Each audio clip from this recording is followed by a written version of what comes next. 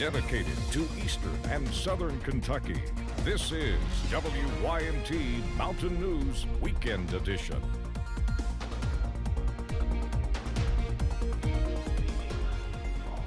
We have breaking news tonight. A large police presence has been located in downtown Hazard. There's been unconfirmed reports of gunfire in the area as well. We're only able to report right now what we've been able to gather on the ground, but residents in the area have said they heard fighting and gunfire, with one person saying she had a bullet hole in her home. This is a developing situation, and we've got a reporter on the ground. We'll continue to update the situation as it unfolds. Tasers and guns among some of the concerning items already found this year on local school campuses. It brings up the question, how safe are schools in Kentucky? We now have a better idea of what the answer is. The State Safety Risk Assessment Report was released this week, diving into Kentucky schools districts. David Ochoa shows us what that report found.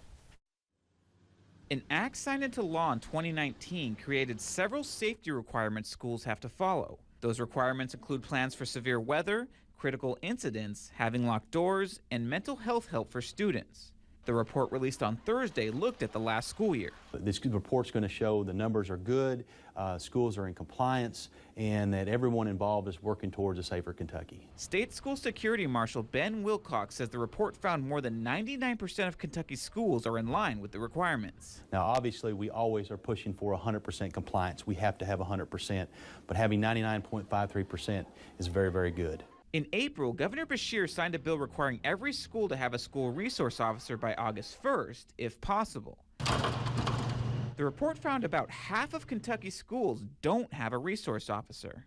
That includes JCPS, which has their own security plan. We need to work towards having an SRO by law on every campus in the state of Kentucky and continue to work towards that ratio of one counselor or mental health professional for every 250 students. The governor also signed into law a bill that allows districts to excuse absences for mental or behavioral health reasons. We can lock all our doors, we can check people in at the front desk, but we've got to have relationships in our schools. We have to have mental health assistance for our kids, for our staff.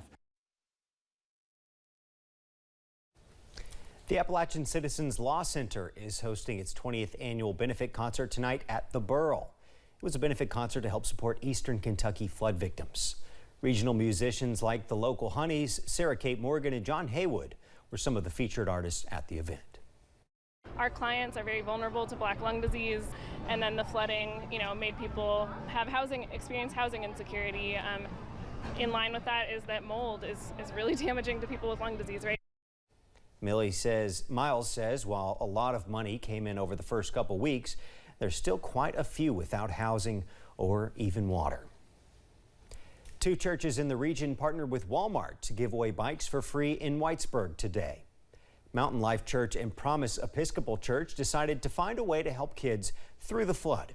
They made one call to Walmart and then 11 stores pitched in, each donating $500 worth of bikes to give away. Pastor of Mountain Life Church, Brian Hogg, says seeing the devastation in person makes you want to do more. You can imagine it in your mind, but until you see it, until you smell the mud and you smell the devastation, until you experience it, it has so much more impact. Both pastors plan to continue finding ways to serve flood survivors. The Kentucky Humane Society has brought in dozens of animals in Louisville from Eastern Kentucky shelters as they become overrun with lost animals. Right now, the Louisville KHS campuses are extremely low on supplies. They're in need of large towels and blankets, canned food for dogs and cats, soft dog treats, long-lasting dog chews, cat toys, paper towels, newspapers, and some heavy-duty brooms. New or gently used items are being accepted at the main campus on Steedley Drive. If you want, you can drop them off outside their department doors.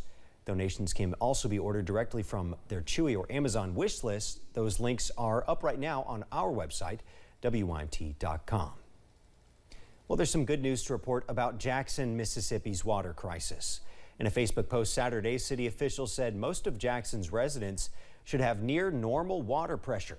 The city is still under a boil water notice. We know how that feels, but the improved water pressure is an important step forward. Teams from Georgia and Florida water associations are on site to help repair and restore some of the automated systems. City officials did warn residents they might have to do a controlled burn of ammonia due to a leaking tank, but they say that shouldn't pose a threat to the general public.